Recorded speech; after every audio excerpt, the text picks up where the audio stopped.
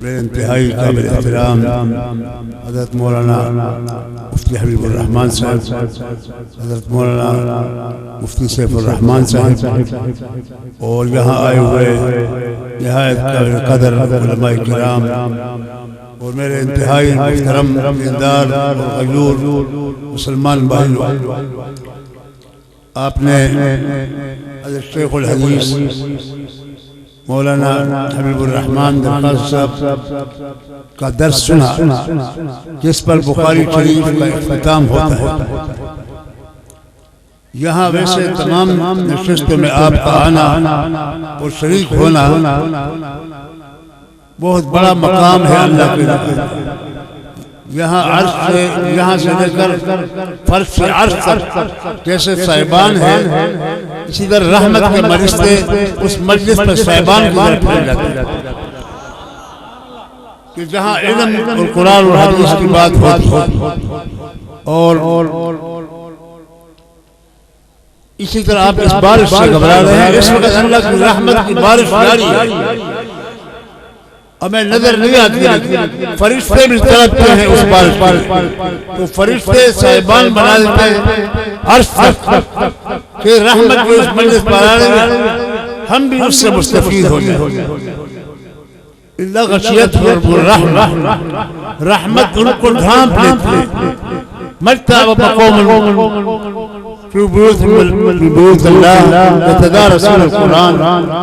वो मजलिस जो कुरान के दर्स के फिर सारे इज्तिमाआत और नशिस्तों में सबसे बड़ा मुक़द्दस तरीन नशिस्त वही है जिसमें इमाम बुखारी रहमहुल्लाह की किताब की आखिरी हदीस पढ़ी, इसको खत्म बुखारी का। तो मौलाना ने लुकात और हिम्मत और ज़बान की बयान की, ये जो समंदर है रसूलुल्लाह सल्लल्लाहु अलैहि वसल्लम का हर, तो ये खत्म बुखारी की महफिल के लिए लोग जिनको इदराक है वो सारा साल इंतजार करते हैं कि हम भी उस मजलिस में शरीक हो जाएं।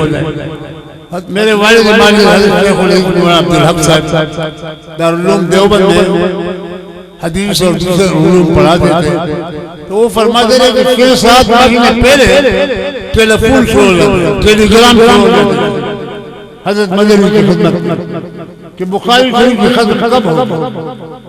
ये 3 महीने वो इंतजार में रहते थे कि हम इस मजलिस में शरीक हैं। वो क्यों? इसलिए कि इस पर तजुर्बा हुआ है बहुत बार इस मजलिस की दुआएं कबूल होती हैं और जो बड़ी बड़ी आफतें मुसीबतें आने वाली हो, इज्तिमाई, इनफिरादी, ताऊन, सैलाब, उन्होंने आजमाया है कि खत्म बुखारी शरीफ उस मकसद के लिए किया जाए, तो वो इज्तिमाई इनफिरादी आदाब सारे उठा जाते हैं, सारे मकासद अल्लाह ताला पूरा कर देता है। एक इमाम असदुद्दीन वो फरमाते हैं कि मैंने 120 दफा ये आजमाया है, 120 जो मुसीबत आई कौम पर, उम्मत पर, इन्फिरादी मिजाज, तो मैंने बुखारी शरीफ को खत्म कराया तो अल्लाह ने वो आफत और मुसीबत टाल दी। ये तो मेरे वालिद मालिद फरमाते थे कि इमाम असदुद्दीन ये कोई इत्तेफाक और बाय द वे बात नहीं है, बाय द वे तो 1-2 दफा बोले, ये तो 120 दफा तो उम्मत ने आजमाया है। हम खुद दारुल उलूम हक्कानिया में बड़ी परेशानियां है आसपास, दारुल उलूम के लिए पूरी मगरबी कुव्वतें साजिशें कर रही है, ये आफतें और बलाएं आ रही है दारुल उलूम के, लेकिन हम वहां खत्म बुखारी शरीफ कर लेते हैं और वो दुआएं कबूल हो जाती हैं। हम खुद बार बार तर्जुमा कर रहे हैं। ये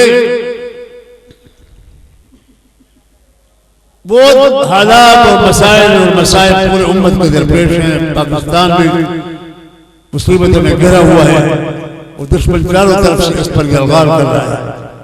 ऐसे मौके पर ये खत्म बुखारी शरीफ वो करामत और मुजर्रब नुस्खा है। हमारे यहाँ अल्लाह का बहुत बड़ा करम है, बुखारी शरीफ का खत्म पूरे साल में होता है। उसके लिए उलमा चाहिए, एक एक सफा सही पढ़ सके, उसके लिए तादाद बहुत ज्यादा चाहिए। फिर उसके हिस्सों के तकसीम का मसला है, 10-10 सफे किसको दिए जाए, कौन तालिब इल्म। तो ये मामला भी अल्लाह ने दारुल में हक़ानियत के साथ खास इमदाद कि बड़ा आसान हो गया है। 1500 तालिब इल्म दौरे हदीस में जो सारे उलूम से गुजर कर आते हैं। तो बुखारी शरीफ के कुछ 1160 सफे हैं और वो 1,500। तो हम ने रूल नंबर दिया हुआ है 1 से 1500 तक, हर तालिब का अपना नंबर है। हम उनको कहते हैं कि अपने नंबर का सफा निकालो। वो हर एक तैयार 1 मिनट में 115 और 204 वो अपने सफे निकाल लेते हैं। तो मैं कहता हूँ अपना अपना सफा पढ़ो, तो 7 मिनट में बुखारी शरीफ खत्म हो जाएगा। ये पूरे 7 मिनट में सफा पढ़ लेते हैं। तो बुखारी शरीफ अभी ये मसला मेरे सर पर आया, तालिबान से बात की थी तो मैं बड़ा परेशान था और बहुत ये अल्लाह ये बहुत बड़ा इम्तिहान और आजमाइश है। तो कैसे बात करेंगे, कहाँ किसी को भेजेंगे। तो सबसे पहले मैंने बुखारी शरीफ को खत्म करवाया, आगाज उससे हुआ है। अब मुझे तजुर्बा हो रहा है कि अल्लाह ताला रास्ते खोल रहा है। ये उस बुखारी शरीफ की खत्म की बरकत है। तो आज आप रात आखिर तक रहे, इन हजरात के दुआओं में शरीक हो। ये हुजूर अक़दस सल्लल्लाहु अलैहि वसल्लम की किताब है। वैसे तो हर हदीस की किताब हुजूर की किताब है, क्योंकि हुजूर का कलाम है। सहाय सित्ता हदीस के सैकड़ों किताबें और मुस्नद इमाम अहमद इब्न हंबल और तहावी, ये सारे जमा कर ये हुजूर का कलाम है, वही गैर मसरूक। तो इमाम मरवजी एक बहुत बड़े मुहद्दिस हैं, वो खाने काबा के साथ बैठे हुए थे। तवाफ करके बाद दरवाजे बाबर रहमत के साथ बैठे हुए थे, मुराकबा में गए। बहुत बड़े मुहद्दिस हैं मुतक़द्दिमीन में। तो उसकी आंख लग गई मुराकबा में। तो उसने कहा कि हुजूर सल्लल्लाहु अलैहि वसल्लम ने मुझे कहा कि कब तक इमाम शाफी और फलान की किताब पढ़ो, मेरी किताब कब पढ़ो। तो उसने ख्वाब में पूछा, या रसूलल्लाह आपकी किताब कौन सी। उसने कहा अल जामिउ सहीह मोहम्मद इब्न इस्माइल। हुजूर ने फरमाया कि इमाम बुखारी की किताब मेरी किताब है, अपनी जात की तरफ निस्बत की। तो आप सब तालिब इल्म बन गए हैं, हदीस सुनने के लिए आते हैं, कुरान सुनने के लिए आते हैं। तो तालिब इल्म के लिए फरिश्ते रहमत के पर भी जाते हैं और फरिश्ते अर्श तक साया अफजल होते। तो अगर वो आलिम नहीं है, तालिब इल्म नहीं है, उस मजलिस में तलब इल्म के सोच से आया है, मन सलका तरीक़न यल्तमिसु फ़ीही इल्मन सहलल्लाहु लहू तरीक़न इलल जन्नह। अल्लाह ताला उसको जन्नत का रास्ता आसान कर देगा। ये आपका रास्ता जन्नत का रास्ता बन गया, चंद कदम भी आपने लिए इखलास से। तो बहरहाल मैं भी इस सआदत हासिल करने के लिए पहले आता रहा। हमारे शेख और कायद और इमाम हज़रत अब्दुल्ला दरखास्त साहब की निस्बत है, मरकज है और जिम्मेदारी उन्होंने हमें सौंपी है। तो इस तरह मेरा आना बिल्कुल मुमकिन नहीं था, तबीयत कमजोर है, आप देख रहे हैं, उठना बैठना भी। तो फिर भी इन अहबाब का हुक्म था। तो मैंने कहा हज़रत दरखास्त साहब के खानदान और निस्बतों को मैं किसी हाल में फरामोश नहीं कर सकता। ये मेरी कोई अहलियत नहीं है, न मुझ में कोई कमाल था। बड़े बड़े उलमा बुजुर्ग और मुहद्दिसीन मौजूद थे। सन 1985 की बात है, लाहौर में जमीयत का इंतखाब हो रहा था। 3-4 हजार उलमा उसमें जमा थे और मैं जमीयत का एक अदना फाजिल था, कोई ओहदेदार या वर्कर या वो नहीं था। कुछ वजूहात ऐसे थे कि मैं अपने तौर पर मैंने कहा जो हक रास्ता है जदोजहद उसमें लगा रहा और जमीयत का हमेशा से खादिम रहा। सन 70 से वाले साहब की वजह से इलेक्शन के हंगामों में शरीक था। तो मैं जमीयत के उस सूरह के इजलास के लिए लाहौर गया था। तो रात को ये काफी देर तक बात चली कि किसको निजामत अता की जाए। तो कुछ देर में बैठा रहा, मैं चुपके से चला गया रात चला वाला गेट से। मैंने कहा क्या मौजूद है फजूल, अब इस पर लड़ रहे हैं कि उम्मीदवार कि फलान हो जाए फलान हो जाए फलान हो जाए, रात को कोई फैसला नहीं हो सकता। तो मैं तो चला गया। फिर रात को दोपहर के वक्त दोबारा आया कि जमीयत की मीटिंग होगी। एक ख्वाब ख्याल में भी नहीं था कि मैं इसकी कोई जिम्मेदारी भी संभाल सकता हूँ।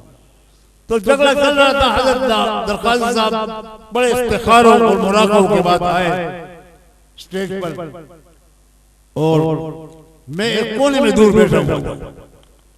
ये उनकी बसीरत का एक बात आपको समझाता हूँ। मेरे तो बड़े बड़े अकाबिर उम्मीदवार थे और जिनके दिलों में था उनको एक एक को बुलाया अपने साथ जैन पर खड़ा किया। वो हज़रत रहमतुल्लाह के कमरे के दरवाजे में तो ये 5-6 अकाबिर जमा किए और उनको कहा कि अब मैं जो फैसला करूंगा तो आप उससे इत्तेफाक करेंगे, मुझसे पहले अहद करेंगे। उनसे अहद लिया और वो दूर में बैठा था, लेकिन कहा कि वो कोड़े वाले को इधर ले आओ।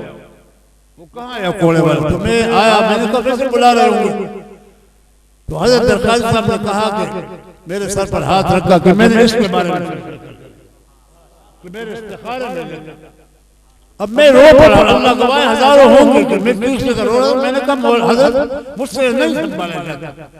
दारुल उलूम और ये बड़े बड़े और मौलवियों को संभालना कोई आसान काम नहीं। मेरे दादा कहते थे दारुल उलूम मेरे वालिद ने कायम किया तो उलमा और तलबा आ गए। तो उसने कहा मेरी दादी जान को कहा, मेरे दादा ने कि अब्दुल हक को समझाओ, ये बड़ा मुश्किल काम है। एक मौलवी को संभालना और संडे को संभालना एक कहते मौलवी को संभालना आसान है और संडे से भी मुश्किल काम। तो मैं रो पड़ा कि हजारों लाखों ये मौलवी और झगड़ों की सूरत हाल। तो मैंने कसम इनकार किया। उसने हुक्मन कहा कि बस मेरा हुक्म है और लोगों से आहद ले लिया तमाम जो अकाबिरीन थे लाइन पर। मैं इस बात ये कर रहा हूं कि उस वक्त मैंने सेनेट में शरीयत बिल पेश किया सन 85 में। उसका हंगामा चल रहा था पूरे मुल्क में। तो हजरत ने फिर बाद में समझाया कि मैंने ऐसे जज्बात में फैसला नहीं किया। एक तो मुझे इस्तिखारे में इशारा हुआ और फिर कहा कि दो बड़े मसले सामने हैं हमारे। एक शरीयत बिल का मसला है, कुछ लोग मुखालफत कर रहे थे। हजरत ने फरमाया कि हम इनको मजबूत करना चाहते हैं कि ये शरीयत बिल का मसला वो मजबूत हो जाए कि इसके पीछे उलमा तमाम खड़े हैं। तो समीउल हक का हौसला बढ़ाना है, उसकी पुष्टिबानी करना है। और दूसरा मसला ये था कि जिहाद अफगानिस्तान बहुत बड़ा मसला है, उस वक्त शुरू हो गया। ये बहुत देर तक चले और दारुल में हक्कानिया का और समीउल हक का इस जिहाद से बड़ा गहरा ताल्लुक है। उस जिहाद के नाते से मैंने इसका इंतखाब किया है। तो आज तकरीबन 28-30 साल हो गए। उसके बाद जिहाद शुरू हुआ जोर शोर से और सारे हालात आ रहे थे। अब आप देखें कि आखिर में सारी दुनिया एक तरफ हो गई है, लेकिन हम उस जिहाद से वाबस्ता हैं। ये तालिबान का ये कुदरत का वही बस कोई खूबी हम में नहीं है। हजरत ने अपने बसीरत से ये दो बातें देख ली। फिर शरीयत बिल की तहरीक चली बहुत बड़ी, लाखों अफराद के इज्तिमाअत हो रहे थे। 10 साल पूरे मुल्क में जमीयत उलमा इस्लाम का नारा गूंज रहा था। फिर जिहाद आया, फिर जिहाद के लिए खुद भी बार बार आए। कई जगहों में मैं कैंपों में साथ जाता था और जिहाद से बड़ा ताल्लुक और मोहब्बत। तो ये वो निस्बतें हैं, हमें कोई खूबी नहीं है। अल्लाह ताला ने आपको फरागत का मौका दिया है। ये फरागत नहीं है, आप फारिग तहसील हो गए, यानी इल्म के हसूल से फारिग हो गए, लेकिन अब जिम्मेदारी अब सर पर आ गई। ये फूलों का सीजन नहीं है, ये पगड़ी, ये कांटों का सीजन। ये बहुत बड़ा बोझ है इस वक्त दारुल के मदारिस के तालिब इल्म के लिए जो फारिग हो, उनको बड़े चैलेंजों का सामना है और हमारे से ज्यादा भारी पहाड़ उनके कंधों पर भाग रहे हैं, क्योंकि पूरी दुनिया आपके खिलाफ इकट्ठी हो गई है। यहूद और नसारा और मुशरिक और कम्युनिस्ट कैपिटलिस्ट सब एक हो गए और किस नुक्ते पर वो एक हो गए? सारे जगह ईसाइयों ने और यहूदियों ने खत्म किया। ईसा अलैहिस्सलाम की 500 भी उन्होंने माफ करा दी, सारे झगड़े खत्म कर दिए। ये सब जमा हुए हैं किसके लिए? हमारे हुक्मरानों के खिलाफ नहीं जमा हुए, हमारे हुक्मरानों के मुस्लिम हैं, वो उनके बूट पालिश करने को साधन समझते हैं। 57 मुल्कों के बादशाह हुक्मरान, कोई अमेरिका के खिलाफ नहीं है। 57 मुल्कों की फौजें अपने हुक्मरानों की वजह से अमेरिका के कब्जे में।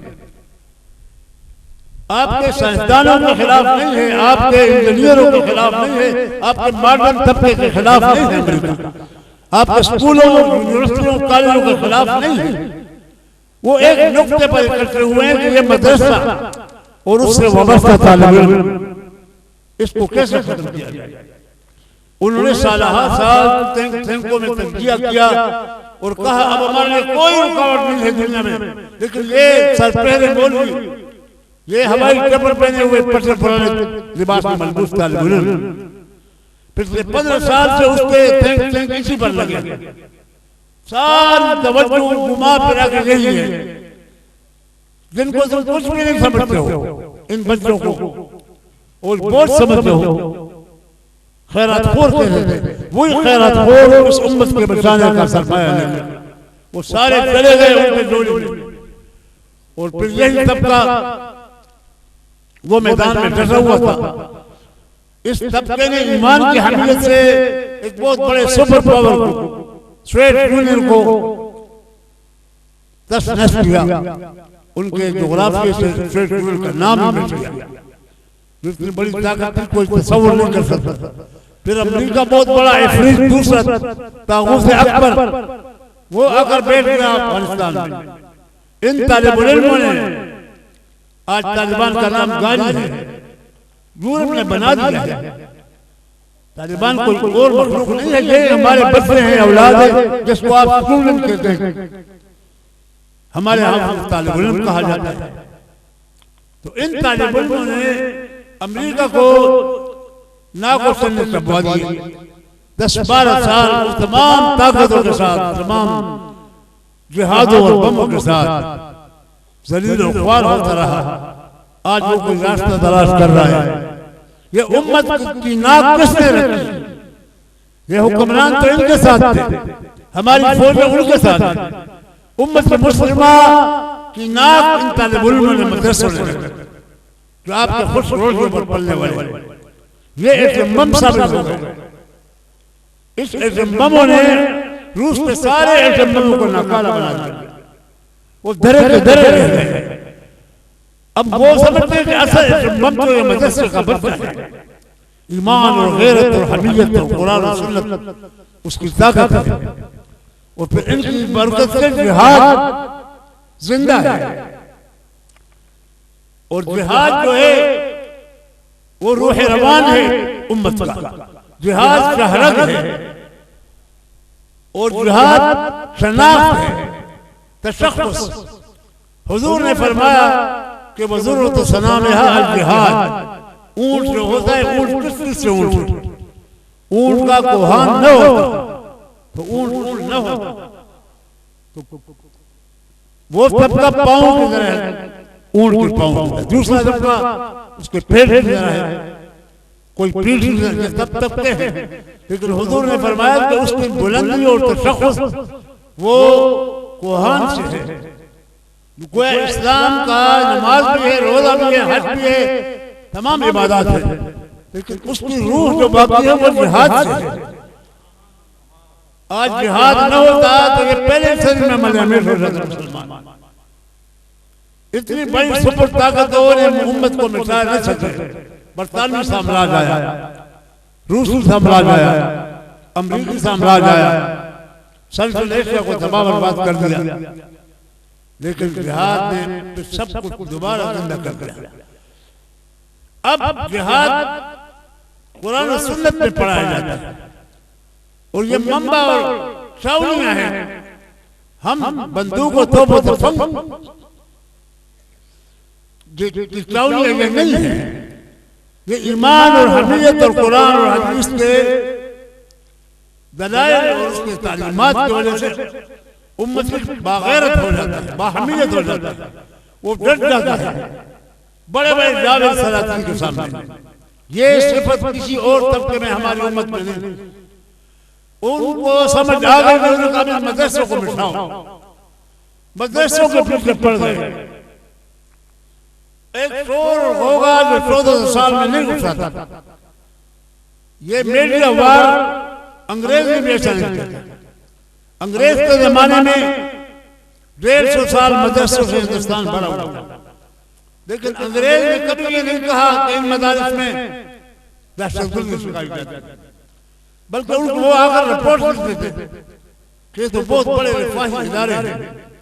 दारुल उलूम देवबंद के बारे में मुख्तलिफ अंग्रेज आते, गवर्नर आते थे, लेकिन ये तस्वर भी नहीं था कि ये तखरीबकारी की जगह है।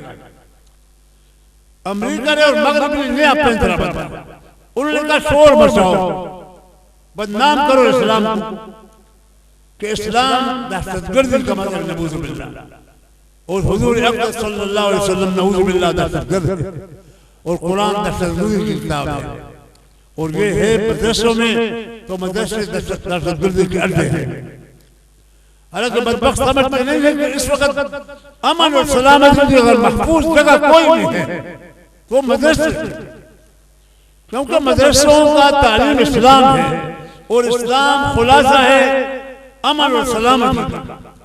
इस्लाम का महवर अमन और सलामती, उसने नाम भी रखा है इस्लाम। इस्लाम का माना सल्म, उदखुलू फिस्सिल्म काफ़ा। और हमारे मजहब को ईमान कहते हैं, हम मुसलमान होते हैं तो ईमान का माना अमन देने वाला। तो कोई बुनियाद ये बन गया यहूदियत ईसाईयत, किसी नाम में ये माना नहीं है। वो सब माकुमुल मुस्लिमीन, ये आपकी मिल्लत है जिसको नाम दिया गया है मुस्लिम का, दावेदार का, फरमाबरदार का, अमन देने वाला, सलामती देने वाला। इतने जालिम हैं, हमारी तालीमात सारे इस्लाम के और सलम के इर्द-गिर्द। नमाज बाहर आते हैं तो अस्सलाम वालेकुम वल्लाहु अंतस्सलाम व मिनकस्सलाम व इलैका यरजुस्सलाम हय्यना रब्बना बिस्सलाम व अस्किना दारका दारस्सलाम। ये सलाम लफ्ज़ आप कितना सुन रहे हैं। अल मोमिनु मन अमनहु अन्नास अला दिमाइहिम व अमवालिहिम। मोमिन वो है जो अमन से रहे, उससे सारी दुनिया। हर शख्स कहे, काफिर भी, यहूदी भी, ईसाई भी, मन अमनहु अन्नास कहा, मुस्लिमून नहीं कहा। तो दूसरे इंसान उससे महफूज समझे अपने आप कि मेरा खून, मेरी इज्जत, मेरी आबरू, इसको मुसलमान खराब नहीं करेगा।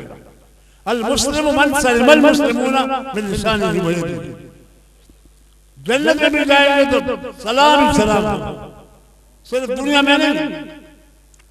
जब जाएंगे तो अल्लाह ताला हूर और गिलमान और जन्नतें और ये मेवे और ये सब बाद में देगा। सबसे पहले अल्लाह ताला हम पर सलाम करेगा। तहिय्यतुहुम यौमा यल्क़ौनहु सलाम। गॉड ऑफ फादर अल्लाह इस बंदे को पेश करता है अपना, तो वो आप पर सलामत है। व तहिय्यतुहुम यौमा यल्क़ौनहु सलाम व युलक़ौना फ़ीहा तहिय्यतन व सलामा। सारे दिन चर्चा होगा, हर जन्नत की दूसरे को सलाम की दुआ करेगा। उदखुलूहा बिसलामिन आमीन। अल्लाह कहेगा जन्नत को भी दाखिल सलाम अमन।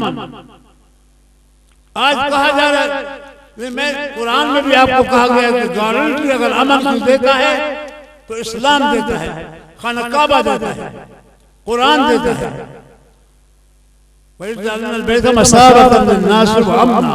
वहां भी अल्लाह ताला बैतुल्लाह को अमन की बात जअलल्लाहु काबतल बैतल हराम क़ियामन लिन्नास, बर्बादी और तखरीब के लिए, इंसान की आबादी के लिए। अफला यरौना अन्ना जअलनाहु हरमन आमिनन, तुम देखते नहीं वो हरम अमन की जगह है, उससे फैलता है अमन। वो यतखत्तफु अन्नास मिन हौलिही, दुनिया सारी दहशतगर्दी के जद में है। उस वक्त रूस और अमेरिका, किसरा और कैसर और जालिम फराइना और नवाबों और सरदारों के कब्जे में जहन्नम कदा बना हुआ था। सूरह कुरैश ने कहा फलयाबुदू रब्ब हाज़िल बैत, इस बेत के रब की इबादत करो, अल्लज़ी अतअमहुम मिन जूइन व आमनहुम मिन खौफ, कि अल्लाह ने भूख से भी आपको बचाया है और खौफ से। तो ये इस्लाम गारंटी देता है मुसलसल अमन और दहशतगर्दी, और मौलवी दहशतगर्द नहीं है। इस वक्त एक मिसाल आपके सामने है कि मसला हल नहीं हो रहा है तालिबान का और हुकूमतों का और फौज का। हजारों लोग कत्ल हुए, शहीद हुए। 12-13 साल से ये जंग जारी है, एक बदबख्त डिक्टेटर के वजह से कि उसने अमेरिका को खुश करने के लिए मुफ्त सारा उस आग में डाल दिया जो जहन्नम में लगाया, और लाखों लोग, हजारों लोग उस आग के बीच चल रहे हैं। तालिबान भी इस रद्द-ए-अमल में नमूदार हुए हैं कि हम अमेरिका के गुलामी क्यों कबूल करें। उसमें जराइम पेशा और गलत लोग मुख्तलिफ चोरी सब मौके से इस्तेमाल फायदा लेते हैं। असद तालिबान चाहते हैं कि हमारी हुकूमत गैरों के तसल्लुत से निकल जाए, क्योंकि जब तक वो है तो अमन नहीं मिलेगा। वो लिसानी झगड़े उठा रहा है, शिया सुन्नी झगड़े उठा रहा है, इलाकाई झगड़े उठा रहा है। अब वो चाहता है कि ये कौम आपस में लड़ती है, मेरा फायदा है उसको। तो मुसलमान इंसान और हैवान में फर्क नहीं, वो कहते हैं बदतर से बदतर हैवान है। वो हजारों लोगों को भूल रहा है, मार रहा है। तो मुसलमान एक दूसरे को मारेंगे तो काफिर खुश होगा या नहीं? तो वो चाहता है कि ये जंग जारी रहे। फिर भी आखिर ये सोचा लोगों ने कि जंग हल नहीं है। हमने पार्लियामेंट से भी कहा, वहां से भी करारदाद भेजी, मैं खुद उसमें था, 3 दफा करारदाद कि भाई जंग खत्म करो, मुज़ाकरात करो। और सियासी पार्टियों ने भी फैसले किए। लेकिन आज जब हम अमन मैदान में आए हैं तो आप देखते हैं कितनी सियासी पार्टियां हैं जो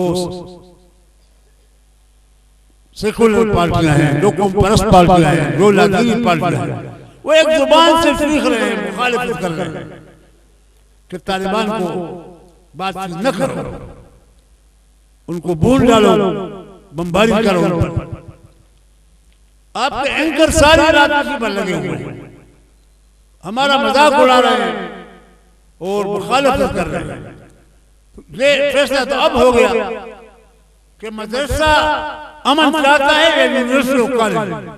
आप देख रहे हैं ये लोग मदरसों से नहीं आए, ये एंकर, ये दानिश्वर नाम नहाद और ये सियासी पार्टी, ये सब जंग की बात कर रहे हैं और अमन की बात एक मौलवी कर रहा है।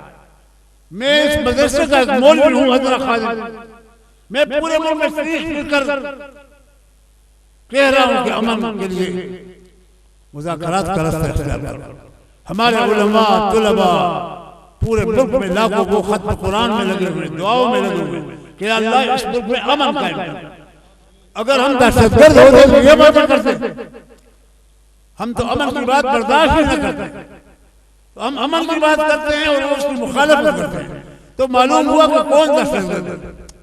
हुक्मरान दहशतगर्द है, सियासी पार्टियां दहशतगर्द है, ये एंकर और दानिश्वर दहशतगर्द है, और हम भीख मांग रहे हैं अमन का, दर दर फिर रहे हैं।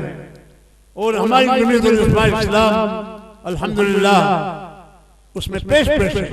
ये वही हज़रत दरखास्त की बसरीत, जहां ये भी शायद उनको बसरीत से नजर आया होगा कि क्या क्या हालात आएंगे।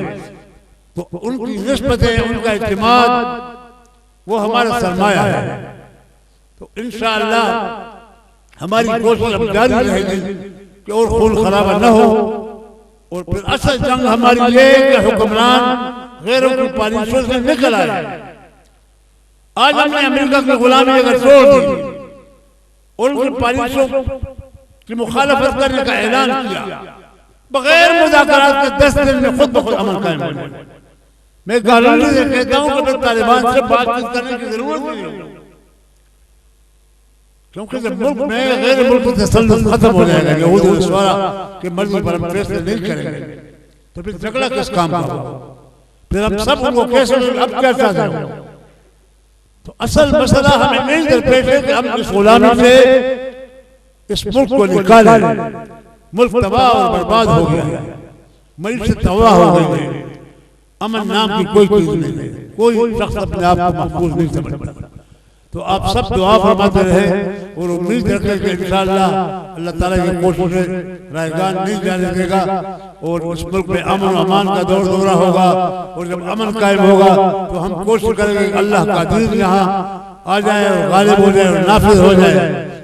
हम बंदूक के जरिए नहीं बल्कि आप आवाम को उठाकर इंशाअल्लाह पुरअमन तरीके से जहाँ इस्लामी इनकलाब के लिए काम करेंगे। हमारी जमीयत का पहले दिन से नारा ये है, ये तालिबान का अकेले नहीं, ये पूरे 18 करोड़ आवाम का नारा है कि अल्लाह की जमीन पर अल्लाह का निजाम। और आईन में अगर इस्लामिक तहफ़्फ़ुज़ात हैं तो फिर उसको नाफिज होना चाहिए। अगर आप नाफिज नहीं करते तो आप अमलन आईन के दुश्मन हैं, आईन के मुनकर हैं। 65 साल आपने आईन को खत्म करे रोका है, उसका कोई तकाजा आपने पूरा नहीं किया। तो हमारे सामने बहुत बड़े अजीम मकासद हैं। इस मुल्क में इंशाअल्लाह अल्लाह का निजाम आकर रहेगा। हमारे अकाबिर, हमारे हज़रत शेख उलिंद रहमहुल्लाह, हज़रत मौलाना उबैदुल्लाह सिंधी, हज़रत मीरपुर शरीफ और फिर हज़रत दरखास्ती, ये तमाम हज़रात की सारी जिंदगी इसी जरूरत में गुजरी कि यहाँ अल्लाह ताला ने तकून कलिमतुल्लाह अल-उलिया, अल्लाह हमें उस मंजिल तक जल्द अज जल्द पहुँचाए। मेरा तबलीग आज ठीक नहीं थी, बस सिर्फ आपकी मुलाकात मकसद था। ये भी इन हज़रात के तवज्जुहात से मौलाना फजल रहमान खलील साहब और बड़े बड़े अकाबिर आए हैं, आपको गरमाएंगे इंशाअल्लाह जिहाद से। आखिर दावाना अल्हम्दुलिल्लाह। माशाअल्लाह भी आप